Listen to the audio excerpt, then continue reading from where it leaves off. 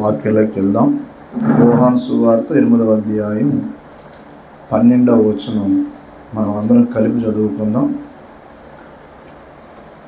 మరలా యేసు, నేను లోకమునకు వెలుగును, నన్ను వెంబడించువాడు చీకటిలో నడవక జీవపు వెలుగు కలిగి ఉండనని వారితో చెప్పాను. చిన్నమాట ప్రార్థన చేద్దాం. ప్రేమ కలిగిన మా తండ్రి, పరిశుద్ధుడైన ప్రభువా, సర్వలోక నిర్మాణకుడా, మీకు వేలాది స్తోత్రం. నా కొరకు మా కొరకు కలవరిశిలువలో ప్రాణం పెట్టి నా జన్మ కర్మ పాపములను క్షమించడానికి నీ పరిశుద్ధ రక్తమును చిందించి చనిపోయి సమాధి చేయబడి తిరిగి 3వ దినాలు లేచి మాకు శుభ నిరీక్షణ దయచేసినందుకు వందనాలు. ఈ లోకంలో ఒకప్పుడు ప్రభువా, ఒక గమ్యము లేకుండా ప్రయాణం చేస్తూ ఒక నిరీక్షణ లేని బ్రతుకుతూ చెడిపోయి పడిపోయిన జీవితాన్ని ప్రభువా, మీ యొక్క శిలువ యజ్ఞము ద్వారా మాకొక తండ్రి నాయన గమ్యాన్ని ఏర్పాటు చేసిన దాన్ని బట్టి నీకు స్తోత్రం. ఈ రాత్రి మీ సన్నిధిలో మాకు ఇచ్చిన ఈ అవకాశాన్ని బట్టి నీకు వేలాది స్తుతులు. ప్రియమైన ప్రభువా, మీ దక్షిణస్థాన్ని దాచి నీ కృప చూపించి మీ సన్నిధిలో మమ్మల్ని బలపరిచి నడిపించమని ప్రాధేయపడుతున్నాం. కూడి వచ్చిన వాళ్ళందరినీ మీ చేతులకు అప్పగిస్తూ ఉన్నాం. మీరు దయ చూపించండి. నీ వాక్యము చేత మమ్మల్ని బలపరిచి మీ సన్నిధిలో మమ్మల్ని స్థిరపరిచి నడిపించమని యేసు ప్రభువు వారి యొక్క పరిశుద్ధ నామములో స్తుతించి ఘనపరిచి ఆరాధించి వేడుకొంచున్నాం తండ్రి, ఆమేన్. యోహాను సువార్త 8వ అధ్యాయములో మొదటి 11 వచనాల్లో ఒక పొరపాటు చేసిన, ఒక పాపము చేసిన స్త్రీ సంగతి ఉంటుంది. యేసు ప్రభు దగ్గరికి పొరపాటు చేసిన, తప్పు చేసిన ఇద్దరిని తీసుకురావాల్సిన బదులు ఒక ఆమెని తీసుకొచ్చి ప్రభువును శోధిస్తూ ఈ పరిసయ్యులు శాస్త్రులు ఆ వ్యభిచారమందు పట్టబడిన స్త్రీని తీసుకొచ్చి, అయ్యా ఇలాంటి తప్పు చేస్తున్న వాడిని రాళ్ళు ఇచ్చి కొట్టమని మోషే గారు ధర్మశాస్త్రంలో చెప్పారు కదా, నువ్వేం చెప్తావు అని చెప్పి మేము తీసుకొచ్చాం అని అంటే, యేసయ్య అంటారు, మీలో తప్పు లేనివాడు ఎవరో ముందు ఆమె మీద రాయేయండి అనగానే ఎవరి మట్టుకు వాళ్ళు, పెద్దవారు మొదలుకొని చిన్నవారు వరకు ప్రభువు రాసిన రాత చూసి అందరు వెళ్ళిపోతారు. యేసు ప్రభు దగ్గర ఆమె ఉంటే అప్పుడు ఆ ప్రభు ఆమెతో అంటారు, ఎవరు నేను శిక్షించలేదమ్మా అంటే, లేదు.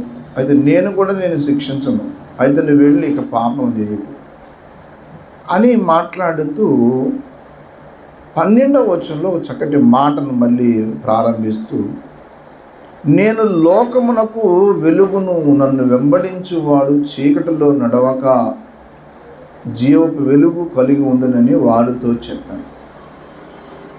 ఒక వ్యక్తి పొరపాటు ఎందుకు చేస్తాడో అని చెప్పుకుంటూ పై విషయాన్ని చెప్పి మరి జరిగిన సంఘటన తర్వాత ఆ విషయం ప్రారంభిస్తాడు. నేను వెలుగును, నన్ను వెంబడించేవాడు ఇక చీకటిలోకి వెళ్ళడు అనే మాట చెప్తూ ఉంటాడు. ఆమె వెళ్ళిపోయింది కానీ యేసయ్యను వెంబడిస్తే ఇక చీకటిలోకి వెళ్ళదన్న ఉద్దేశంతో మాట్లాడుతూ అక్కడ ఉన్న వాళ్ళందరికీ ఆ మాట చెప్తూ ఉంటాం. సరే, మొత్తం మీద వెలుగు ఫలము, చీకటి ఫలము ఏమిటి? అసలు చీకటి అంటే ఏమిటి? చీకటి అనే మాటకు అర్థం ఏంటి? బైబిల్ ఇచ్చిన డెఫినేషన్ ఏంటి అంటే, చీకటికి చాలా విషయాలు చెప్పుకుంటూ వచ్చాం. ఒక వ్యక్తి చీకటిలో ఉంటే ఏ రీతిగా ఉంటాడు, ఒక వ్యక్తి వెలుగులో ఉంటే ఏ రీతిగా ఉంటాడు? నిజమైన వెలుగు ఏమిటి? అసలు ఈ లోకంలో మరి చీకటి అనేది మొదటి నుంచి ఉంది. చీకటి అనగా 2 రకాలుగా బైబిల్ డెఫినేషన్ ఇచ్చింది. లోకం కూడా ఆ విషయం చెప్పింది. లోకం కూడా చీకటి అంటే అజ్ఞానము, అంధకారము, పాపము అని చెప్తే, బైబిలు చీకటిని చాలా విషయాలు మరి వివరించింది. అందులో చీకటి అనే దానికి మొదటి అర్థం ఏంటంటే, మనిషి ఆలోచన లేని జీవితం జీవిస్తాడట. ఒక వ్యక్తి చీకటి ఆవరించినప్పుడు ఎటుదోచిన పరిస్థితుల్లో ఉంటాడు.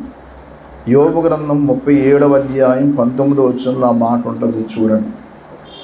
యోబు గ్రంథము 37వ అధ్యాయం 19వ వచనం. మేము ఆయనతో ఏమి పలకవలనో అది మాకు తెలుపు. మేము ఆయనతో ఏమి పలకవలనో అది మాకు తెలుపుము. చీకటి కలిగినందున మాకు ఏమీ తోచకున్నది. చీకటి వలన మాకు ఏమీ ఐడియా ఉండలేదు, ఆలోచన తట్టడం లేదు. ఒక మనిషి యొక్క జీవితంలో చీకటి ఎప్పుడైతే తేలిబడి చేస్తుందో విచక్షణ కోల్పోతాడు. ఇది చెయ్యొచ్చా చేయకూడదా, ఈ రీతిగా ప్రవర్తించవచ్చా ప్రవర్తించకూడదా అనేది ఉండదు. చీకటి వల్ల ఏమవుతుందంటే ఎటూ తోచిన పరిస్థితుల్లో వెళ్తాడు. అంతేకాదు, ఆ మాటనే చాలా చోట్ల చెప్పుకుంటూ వచ్చాడు. చీకట్లో ఎన్నో రకాల నష్టం ఉంది, తడుముకుంటూ ఉంటారట. గుడ్డివాని వలె చీకటి కలిగినందున ఇలాగున్నాం మేమంటాడు. ఇక్కడేమో చీకటి కలిగినందున మాకు ఏమీ తోచుకున్నదంటే, యెషయా గ్రంథంలో అక్కడ మేము అంధకారము కలిగినందున గుడ్డివాని వలె మేము తడువులాడుకుంటున్నాం. మా పరిస్థితి ఏమైపోయిందంటే చీకటి మా జీవితాన్ని నాశనం చేసేసింది. చీకటి మా బ్రతుకులకి ఏమైందంటే పాపములు ఇలా ఉండిపోయాం, మా బ్రతుకు అంత ఇలాగ అయిపోయింది అంటాడు. దయచేసి ఒక మాట చూడండి, 64వ అధ్యాయము యెషయా గ్రంథము 64వ అధ్యాయం 5వ మాట చూడండి. నీ మార్గములను బట్టి నిన్ను జ్ఞాపకం చేసుకోవచ్చు, సంతోషముగా నీతిని అనుసరించు వారు నీవు దర్శించున్నావు. చిత్తగించుము, నీవు కోపపడుతుంది, మేము పాపులమైతిమి. బహుకాలము నుండి మేము పాపములో పడి ఉన్నాము, రక్షణ మాకు కలుగునా. అది బహుకాలము నుండి మా పరిస్థితి ఎలా ఉంది, రక్షణ మాకు కలుగునా అన్నాడు. అది అసలు విషయం. మాకు మురికి గుడ్డల్లా ఏం అర్థం కాని పరిస్థితులు, బహుకాలం నుండి ఇలాగ అయిపోయాం. అలాగే 61వ అధ్యాయం 59వ అధ్యాయము యెషయా గ్రంథము 59వ అధ్యాయం 9వ వచనం చూడండి. కావున న్యాయం మాకు దూరముగా ఉన్నది, నీతి మమ్మను కలుసుకొనటం లేదు. వెలుగు కొరకు మేము కనిపెట్టుచున్నాము కానీ చీకటియే ప్రాప్తించును, ప్రకాశము కొరకు ఎదురు చూచుచున్నాము కానీ అంధకారములోనే నడుచుచున్నాము. గోడ కొరకు గుడ్డివారి వలె తడుములాడుచున్నాము, కన్నులు లేని వారి వలె తడుములాడుచున్నాం. సంధ్య చీకటి అందువలనే మధ్యాహ్న కాలము కాలు జారిపోతుంది. ఎందుకంటే చీకటి వలన బాగుగా బ్రతుకుచున్న వారిలో నుండి చచ్చిన వారి వలె ఉన్నాము. ఎంత నష్టం, ఇంకా చాలా నష్టాలు చెప్పుకుంటూ వచ్చాడు. ఇదంతా పాపము వలన అంటాడు 12లో. మేము చేసిన తిరుగుబాటు క్రియలు నీ ఎదుట విస్తరించి ఉన్నవి, మా పాపములు మా మీద సాక్ష్యము పలుకుచున్నవి, మా తిరుగుబాటు క్రియలు మాకు కనబడుచున్నవి, మా దోషములు మాకు తెలిసే ఉన్నాయి. చూసారా ఎలాగైపోయిందంటే ఆఖరికి అసత్యము మా వల్ల ఏది కూడా సరైనది లేదు. తిరుగుబాటు చేస్తూ విసర్జించడం, నేను విసర్జించేసాం. మా దేవుణ్ణి వెంబడించక వెనకదీస్తున్నాం. బాధకరమైన మాటలు, విధికి వ్యతిరేకమైన మాటలు పలకటం, అసత్యం మాటలు పలకటం, ఇదే మా వల్ల జరుగుతుంది అంటాడు కింద. అంటే చీకట్లో ఉన్నవాడి పరిస్థితి ఎట్లా ఉంటుందంటే ఇలా ఉంటుంది అని చెప్పుకుంటూ వచ్చి 59లో కూడా ఒక పాపములో ఉన్న వ్యక్తి గురించి మాట్లాడుతాడు. చీకటి ఇంత రకంగా మనిషిని ఒక ఆలోచన లేని వారిగా చేస్తుంది. రెండవది, చీకట్లో ఉన్నవారట సత్యములో ఉండడట, అబద్ధంలోనే ఉంటాడు. దయచేసి యోహాను పత్రిక మొదటి పత్రిక 1వ అధ్యాయము దయచేసి 6వ మాట చూడండి. ఆయనతో కూడా సహవాసం గలవారమని చెప్పుకొని చీకటిలో నడిచిన ఎడల మనము అబద్ధం ఆడుచు సత్యమును జరిగింపకుందుము. చూసారా, చీకట్లో ఉన్నవాడు ఎప్పుడు సత్యం చెప్పడు, అబద్ధమే చెప్తాడు, నిజం మాట్లాడడు. నిజం అనేది మాట్లాడటం వాళ్ళ జీవితంలో ఎప్పుడు జరగదు. ఎందుకంటే చీకటి మనిషిని అబద్ధానికి దారి తీస్తుంది. నిజం ఒప్పుకోడు. చీకట్లో ఉన్న మనుషులు నిజం చెప్పడం, నిజం మాట్లాడటం వాళ్ళ బ్రతుకులోనే చేతగా అబద్ధికులు అయిపోతారు. ఈ అబద్ధం వల్ల నష్టం ఏంటి అని అంటే అబద్ధికులు అందరూ అగ్నిగంధకములతో మండుకొండంలో పాల్గొంటారంట, నరకాగ్నికి వెళ్తారు. మూడవ నష్టం ఏంటంటే చీకట్లో నడిచే వ్యక్తి ద్వేషం కలిగి ఉంటాడట. ద్వేషం 2వ అధ్యాయము అదే పత్రిక, యోహాను రాసిన పత్రిక 2వ అధ్యాయము 9వ మాట చూడండి. వెలుగులో ఉన్నానని చెప్పుకోవచ్చు, తన సహోదరుని ద్వేషించువాడు ఇప్పటి వరకు చీకట్లో అది ద్వేషించటం 2 రకాలు. కారణం కలిగిన ద్వేషం, రెండోది కారణము లేని ద్వేషం. కారణం కలిగిన ద్వేషం ఏమిటి అసలు? దావీదు కూడా ద్వేషించాడు. దావీదు కూడా కొంతమంది ద్వేషించాడు. 139వ కీర్తనలు చెప్తాడు, నేను ద్వేషించే వారిని నిన్ను ద్వేషించే వారిని నేను కూడా ద్వేషిస్తున్నాను, వారి మీద నాకు అసలు ఇష్టం కూడా లేదు అంటాడు. అంటే దేవుడి మాట పట్టించుకోకుండా దేవుణ్ణి అవహేళన చేసే వ్యక్తుల గురించి నాకు చాలా బాధ ఉంది అంటాడు. 139వ కీర్తన 21 యెహోవా నిన్ను ద్వేషించు వారిని కదా నీ మీద లేచు వారిని నేను అసహించుకొనుచున్నాను. ఒక కారణం ఉంది. దేవుని పనులను, దేవుని యొక్క మరి మాటలను నిష్కారణంగా ద్వేషించే వ్యక్తి మీద ద్వేషం కలిగి ఉండటం తప్పేం కాదు. కారణం ఏంటి అసలు? ఇంత ద్వేషించడానికి ఏంటి రీజన్? దేవుని యొక్క వాక్యాన్ని, దేవుని ద్వేషించడానికి ఏంటి కారణం? ఏమీ లేదు. మరి ఎందుకు అంతా? అందుకే నేను కూడా ద్వేషిస్తాను. కానీ ఇంకో ద్వేషం ఉంది. అదేంటనంటే నిష్కారణంగా ఎదుటి వాళ్ళని ద్వేషిస్తాం. ఈ ద్వేషమే దేవుడికి నచ్చదు. అది చీకట్లో పుట్టిన ద్వేషం. ఏ కారణం ఉండదు, ఆ కారణం లేని ద్వేషం. ఏంటో అర్థం కాదు, ఇష్టం ఉండదు. ఆ అయిష్టత వీళ్ళని ఏం చేస్తుందంటే చీకట్లో తీసుకెళ్తుంది. కారణం కలిగిన ద్వేషం ఏమన్నా ఉంటే ఓకే, ఈ కారణాన్ని బట్టి, ఈ రీజన్ను బట్టి ద్వేషిస్తున్నారు అనే దానికి అర్థం ఉంది. కానీ ఏ కారణం లేకుండా అసలు నిజం చెప్తే ద్వేషించడం ఏంటి, వాస్తవం చెప్తే ద్వేషించడం ఏంటి, యథార్థంగా ఉన్న వారి విషయంలో ద్వేషించడం ఎందుకు కావాలా? అందుకనే ఈ ద్వేషం మాత్రం దేవునికి అస్సలు నచ్చని ద్వేషం. దాన్ని చీకటితో పోల్చాడు. 3వ మాట చెప్పాడు, చీకటి వలన 3వ నష్టం కూడా చెప్పుకుంటూ వచ్చాడు. 11లో అన్నాడు, గుడ్డోళ్ళు అయిపోతారట. గుడితనం అంటే చూడవలసిన వాటిని చూడరు, చూడకున్న వాటిని చూస్తారు. 11 వచ్చిన చూడండి అమ్మ. అది ఇక్కడ యోహాను పత్రిక, మొదటి పత్రిక 2:11. తన సహోదరుని ద్వేషించువాడు చీకట్లో ఉండి చీకట్లో నడుచున్నాడు. చీకటి అతని కన్నులకు గుడ్డితనము కలగజేసింది. చీకటి ఏం చేసింది చెప్పండి? గుడ్డితనం కలగజేసింది. ఆ గుడ్డితనం ఏం చేసింది?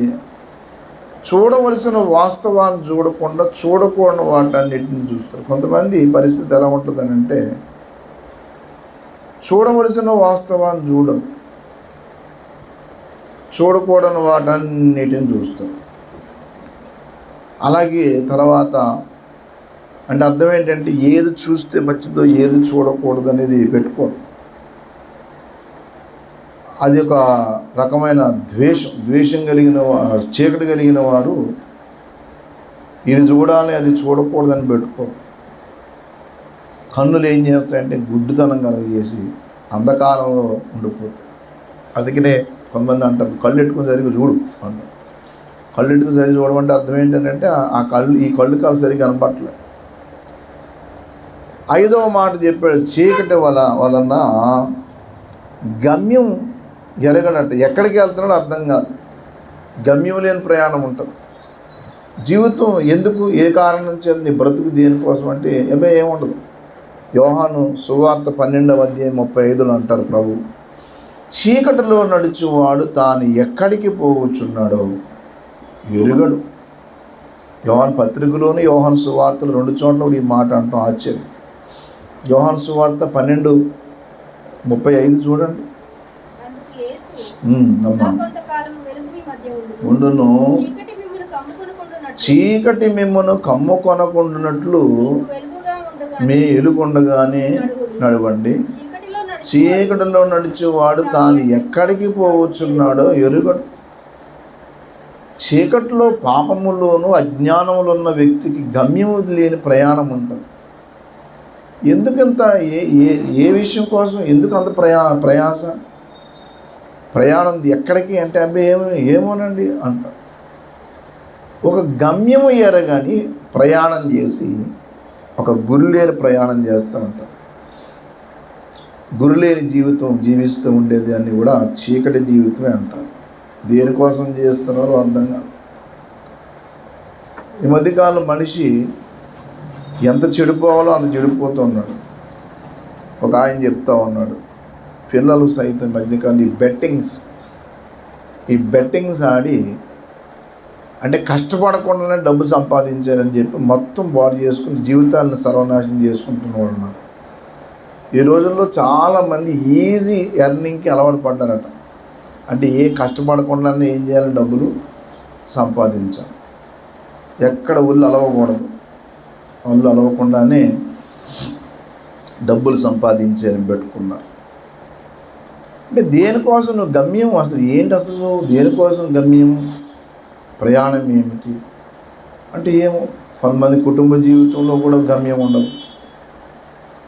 ఒక ఆయన చక్కగా వివాహం చేసుకునే 2 పిల్లలు, ఒక మంచి వ్యాపారం నడిపిస్తూ ఉండేవాడు. ఆ వ్యాపారం చేసుకుంటే సరిపోను, చాలంటే ఆ ఇద్దరు పిల్లలతో భార్య బిడ్డలతో హ్యాపీగా ఉన్నాను చాలు అనుకోకుండా, అది కాకుండా ఇంకా అడ్డంగా సంపాదిద్దామని చెప్పి ఈ వ్యాపారంలో వచ్చే డబ్బులన్నీ కూడా పందాల్లో పెట్టడం మొదలెట్టాడు. అలవాటు చేశారు ఎవరో మొత్తం మీద. పెడతాం మొదలెడితే సరిగ్గా ఒక టైం వచ్చేవాడికి మొత్తం వ్యాపారం పోయింది, అప్పులు పెరిగిపోయి చివరికి వ్యాపారం నాశనం అయిపోయింది, కుటుంబ జీవితం పాడైపోయింది. ఏంటి కారణం అని అంటే దురాశ. వాక్యం అంటాడు, దురాశ గర్భం ధరించి పాపమును కనగా పాపం పరిపక్వమై మరణాన్ని అంటారు. కొంతమంది జీవితాలు అసలు ఎందుకు అసలు వాళ్ళు ఏంటో ప్రయాణం అర్థం కాదు. చేసే పనులు మురుగు పనులు. కారణం ఏంటంటే చీకటి మనుషుల్ని ఏం చేద్దంటే ఒక గమ్యము లేని ప్రయాణం చేస్తుంది. ఆ తర్వాత ఎప్పుడుకో కళ్ళు తెరుచుకునేటప్పటికి ఈ లోపల జరగవలసిన నష్టం, అనారోగ్యం పాలైపోవటం, ఆర్థికంగా నష్టపోవటం, అలాగ అందరికీ దూరం అయిపోవటం అన్నీ జరుగుతాయి. ఇవన్నీ ఒకసారి కలిసి వస్తాయి. ఇది చీకటి వలన కలిగే ప్రయాణం. అందుకే యేసయ్య అంటాడు, నన్ను వెంబడించేవాడు చీకటిలో నడవడు. ఎందుకు అంటే యేసయ్య వెలుగు. మనకు దేవుడి లోకంలో మనకి చక్కగా 3 రకాల వెలుగు ఇచ్చాడు. ఒకటి దేవుడు వెలుగు. దేవుడు అనేవాడు ఎవరు పడితే వాళ్ళు దేవుడు కాదు. మానవుడికి తెలివిని జ్ఞానాన్ని పాప క్షమాపణ ఇవ్వగలిగేవాడు దేవుడు. అందుకే దేవుడు వెలుగై ఉన్నాడు అంటాడు వాక్యంలో. 27వ కీర్తన మొదటి మాట చూడండి. కీర్తన గ్రంథము 27వ కీర్తన మొదటి మాట చూడండి. యెహోవా నాకు వెలుగును రక్షణ అన్నాడు. చీకటిలో నడిచే మనిషి ఏ రోజునైతే దేవుడు వెలుగని గ్రహించి దేవుడి దగ్గరకు వస్తాడో అతడు వెలుగులోకి వస్తాడు. రెండోది రక్షణలోకి వస్తాడు. రక్షణ వెలుగు అంటాం నేను. ఈ రోజుల్లో చాలామందికి మందిరం తెలుసు తప్ప రక్షణ తెలియదు. మీరు చాలామంది అడగండి, అక్క మీరు రక్షించబడ్డారంటే ఏంటి రక్షణ? చిన్నప్పటి నుంచి మందిరానికి వెళ్తున్నాను కదా. మందిరానికి వెళ్తున్నారులే, ఎప్పుడు రక్షించబడ్డావు నువ్వు అంటే రక్షించబడటం ఏంటి? మందిరానికి వెళ్తే చాలదా అంటే చాలామంది అనుకుంటున్నారు మందిరానికి వెళ్ళే వాళ్ళందరూ పరలోకానికి వెళ్తారు అనుకుంటున్నారు. మందిరానికి వెళ్ళే వాళ్ళందరూ పరలోకానికి వెళ్ళరు. రక్షణ పొందిన వారే పరలోకానికి వెళ్తారు. మారు మనసు పొందిన వాళ్ళే పరలోకానికి వెళ్తారు. చీకటి నుంచి బయటకు వచ్చిన వాడే ఆ నిత్య వెలుగులోకి వెళ్తాడు. కానీ ఇక్కడ చీకట్లో నడుస్తూ దేవునికి దూరంగా జీవిస్తూ వాక్యము ప్రార్థనా జీవితం లేకుండా చేసే పాపం చేస్తూ ఏదో లేండి వారానికి ఒక గుడికి వెళ్ళి కానుకేసుకుంటే సరిపోయేదానికి ఇంకేంటి అంటుంటారు. అది రక్షణ కాదు. రక్షణ అంటే పాపము నుండి వేరవటం, దూరం అవ్వటం. రక్షణ అంటే దేవుని వాక్యంలో ఎదగటం, ప్రార్థనలో ఎదగటం, ఇతరుల యొక్క జీవితాలని చీకట్లో నుండి వెలుగులో నడిపించటం, తన స్వార్థం కాక ఇతరులని మరి ప్రేమించి ఆదరించి ప్రభు వెలుగు నడిపించడం. ఇది రక్షణకున్న లక్షణాల్లో కొన్ని. రక్షించబడ్డామా, రక్షణను పొందారా మీరు అంటే, రక్షణను పొందామంటే అర్థం ఏంటి? ఇంకా తాగుతూ దేవుడికి విరోధమైన పనులు చేసుకుంటూ ఉండడం. ఇంకా వాక్యంలో పౌలు గారు అంటాడు, మునుపు ఇట్లా అంటోండి, ఇప్పుడు ఇలా అంటోండి. మునుపు జీవితం ఇది, ఇప్పుడు ఇది. దేవుని యొక్క రక్షణలో మార్పు ఉండాలి. రక్షణ అంటే అదే అర్థం. దయచేసి ఈ తిమోతి పత్రిక మొదటి అధ్యాయం 12వ వచనంలో పౌలు గారు మాట్లాడుతూ ఆ చక్కటి మాట చెప్తాడు. మునుపు దోషకుడను, హింసకుడను, హానికరుడను. చూడండి, పూర్వము దోషకుడను, హింసకుడను. అది నా జీవితం. గత జీవితం, నా జీవితం చీకట్లో నా జీవితం ఏంటంటే దోషకుడు, హింసకుడు, హానికరుడు. దేవునికి దూరంగా ఉన్న వ్యక్తి, చీకట్లో ఉన్న వ్యక్తి దోషకుడు కానీ, హింసకుడు కానీ, హానికరుడు కానీ ఉంటాడు. రక్షణను పొందిన వ్యక్తి అదంతా వదిలిపెడుతుంది. అందుకని పూర్వము నేను దోషకుడను, పూర్వము హింసకుడను, పూర్వము హానికరుడు. ఇప్పుడు కాదు. ఇప్పుడు నేను వేరే, నా లైఫ్ వేరే. పూర్వం నా జీవితం వేరు, ఇప్పుడు వేరు. ఒకప్పుడు అది రక్షణ అంటే. రక్షణ అంటే మునుపు నిష్ప్రయోజనమైన వాడు ఇప్పుడు ప్రయోజనకరమైన వాడు. మునుపు తల్లిదండ్రులకు కానీ, కుటుంబానికి కానీ, సమాజానికి కానీ ప్రయోజనం లేనివాడు, ప్రయోజనం లేని జీవితం. కానీ రక్షణను పొందిన తర్వాత ప్రయోజనకరంగా ఉంటాడు, వెలుగుగా ఉంటాడు. అది వెలుగులో రావడంలో మొదటి మెట్టది. పూర్వస్థితి వేరే ఉంటుంది అన్నమాట. అందుకనే వెలుగు అది. అంతేకాదు, వెలుగు అనే మాటకు అర్థం ఏంటంటే, ఎఫెసీ పత్రిక 5వ అధ్యాయం 9వ వచనం చెప్పాడు, వెలుగు ఫలము సమస్త విధములైన మంచితనం అన్నాడు. చూడండి, ఎఫెసీ పత్రిక 5:9. వెలుగు ఫలము సమస్త విధములైన మంచితనము, నీతి. అది వెలుగు అంటే. వెలుగు అంటే మంచితనము, నీతి, సత్యం. అనీతి ఉండదు, అవినీతి ఉండదు. అవినీతి పనులు చేయడు, నీతి మాలిన పనులు చేయడు. వెలుగులో ఉంటే నీతి తప్పి ప్రవర్తించడు. ప్రాణం పోయినా సరే నీతి కొరకు హింసించబడతాడు, కానీ నీతి తప్పి మాత్రం పొరపాటున కూడా స్టెప్ వేయడు. అది మంచి పని. అందుకని నీతి కొరకు ఆకలి దప్పులు గల వారు ధన్యుడు అంటాడు. అందుకని వెలుగు పొలంలో అదో భాగం. రెండో భాగం ఉంది. వెలుగు పొలం అంటే ఏంటి అని, దేవుని గుణాతిశయములను ప్రచురం చేస్తామట. పేతురు పత్రిక మొదటి పత్రిక 2వ అధ్యాయంలో ఆ మాట అంటాడు 9వ వచనంలో. పేతురు పత్రిక మొదటి పత్రిక 2:9. అయితే మీరు చీకటిలో నుండి ఆశ్చర్యకరమైన తన వెలుగులోనికి పిలిచిన, అది ఎందుకు పిలిచాడు యేసయ్య చీకటిలో నుండి వెలుగులోకి అంటే, ఆయన గుణాతిశయములను ప్రచురం చేయడానికి. అంటే దేవుని యొక్క లక్షణాలు ప్రచురం చేసే తత్వము వెలుగులోకి వచ్చిన వ్యక్తికి ఉంటుంది. కాబట్టి వెలుగు అనే మాటకు అర్థం ఏమిటి అనంటే, పాపా నుండి బయటికి రావటం, అజ్ఞానం నుండి బయటికి రావటం, మరి హింస నుండి బయటికి రావటం, దోషకుడు, హింసకుడు, హానికరుడు, అందుకనే నిష్ప్రయోజనమైన జీవితం బయటికి రావటం.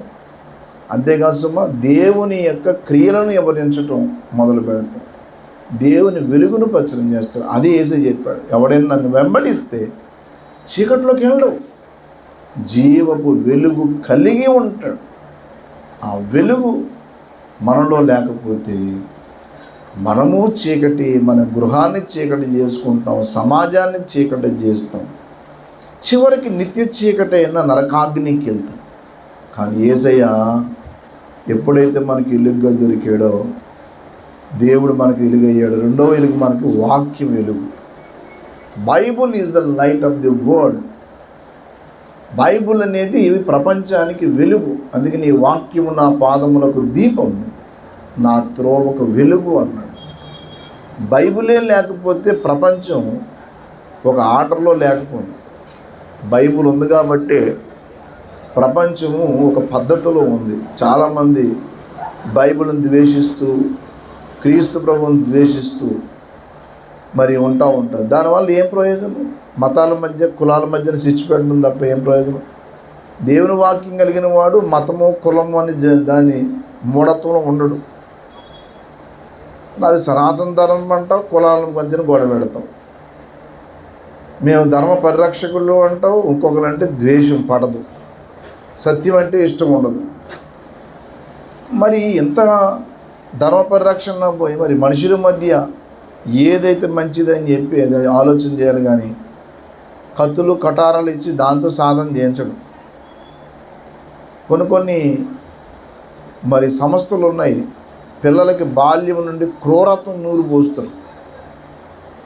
లేనిపోని క్రూరత్వం, కాఠిన్యం నూరు పోసి సమాజం మీద వాళ్ళని వదులుతారు. ఎంత క్రూరులుగా తయారయ్యారో. అక్కడెక్కడో ఛత్తీస్గఢ్లో ఎక్కడో పాపం ఇద్దరు మరి పిల్లలు కడుపుగా నింపుకోవటం కోసం పనిలోకి వెళ్ళారు. ఒకడు పని చేయించుకుని డబ్బులు ఇవ్వటం మానేసి డబ్బులు అడిగితే వాళ్ళు పట్టుకుని కొట్టి నానా రకాలుగా బాధించారు. అదే నీకు నేర్పిన ధర్మం.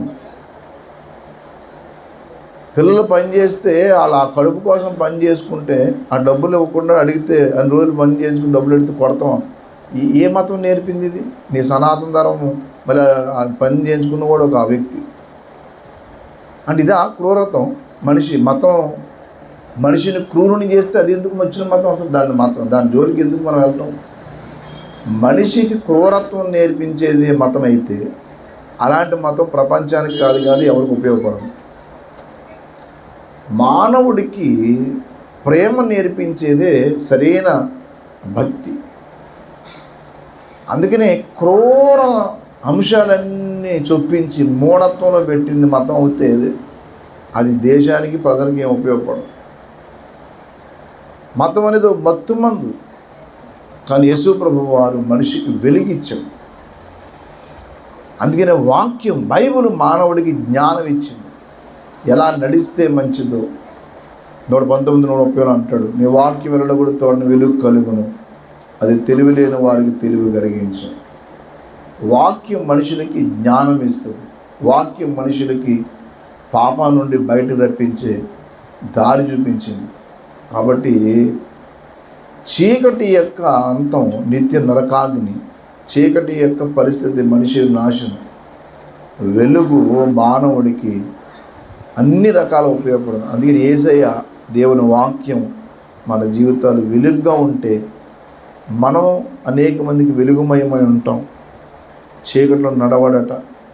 అందుకనే ఆ పాపాత్మురాలైన స్త్రీ గురించి చెప్పి తర్వాత చెప్పే మాట అది. యేసయ్య లేకపోతే ఏ మనిషి అన్న పాపంలోనే ఉంటాడు. యేసయ్య అర్థమైన తర్వాత పాపా నుండి బయటకు వచ్చి వెలుగుగా బ్రతుకుతాడు. కాబట్టి మనకి దేవుడిచ్చిన వెలుగు ఒక అద్భుతమైనది. ఆ వెలుగు ఏంటనంటే ఆయనను, దేవుని యొక్క వాక్యము, దేవుని బిడ్డల సహవాసం కూడా వెలుగే అంటాడు యోహాను పత్రికల్లో. మనం అన్యోన్య సహవాసం గలవారమై అంటాడు. ఎందుకంటే ఆయన వెలుగు కాబట్టి అంటాడు. యోహాను పత్రిక మొదటి పత్రిక 1వ అధ్యాయం 5వ వచనం చూడండి, చక్కటి మాట ఉంది.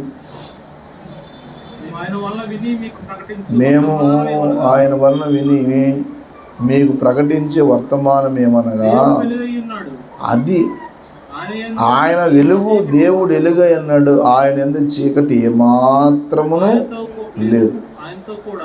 నడిచి సహవాసం గల వారని చెప్పుకొని చీకట్లో నడిస్తే, చూసారా, 7వ మాట, అయితే ఆయన వెలుగులో ఉన్న ప్రకారం మనమును వెలుగులో నడిచిన ఎడల, అన్యోన్య సహవాసం అది గలవారు. సహవాసం వెలుగు.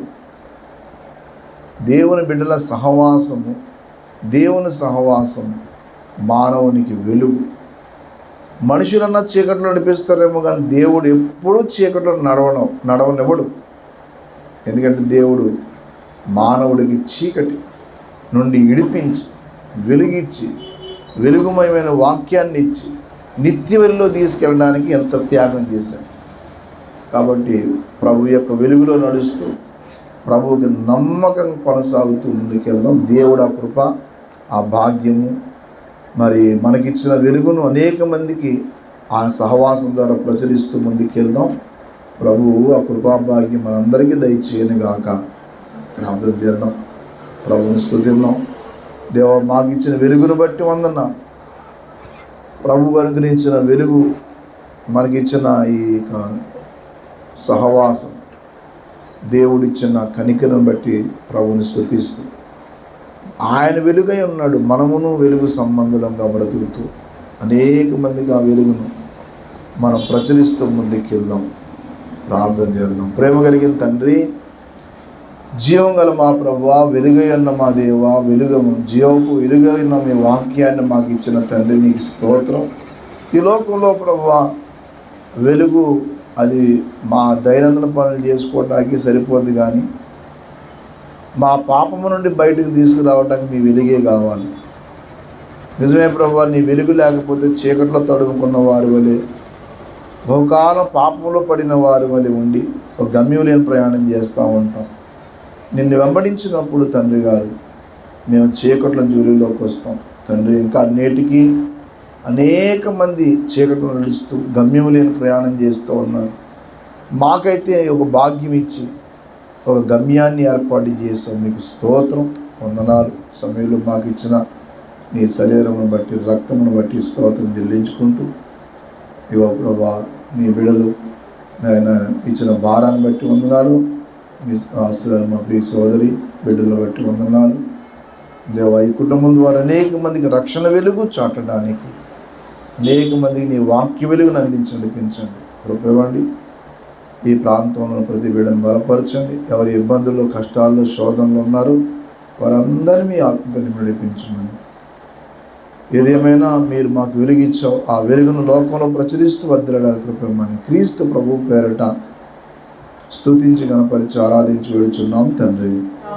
యేసు రక్తమే జయం, యేసు నామమున సంపూర్ణ విజయం కలుగునుగా. ఆమేన్. మన తండ్రి అయిన దేవుని యొక్క ప్రేమ, సర్వలోకానికి వెలుగు ఇవ్వడానికి వెలుగుగా వచ్చిన మన ప్రభువైన యేసుక్రీస్తు వారి కృప, పరిశుద్ధాత్మ దేవుని యొక్క నిత్య అన్యోన్య సహవాసములకు సదాకాలం మనకు తోడై నడిపించును గాక. ఆమేన్, ఆమేన్, ఆమేన్.